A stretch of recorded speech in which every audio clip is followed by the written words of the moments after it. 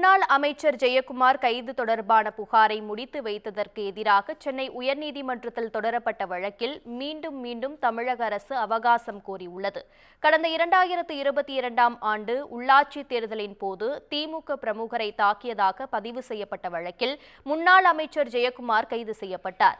இந்த கைதின் போது மனித உரிமை மீறப்பட்டதாக ஜெயக்குமார் மற்றும் அவரது மகன் ஜெயவர்தன் சார்பில் மாநில மனித உரிமைகள் ஆணையத்தில் புகார் அளிக்கப்பட்டது.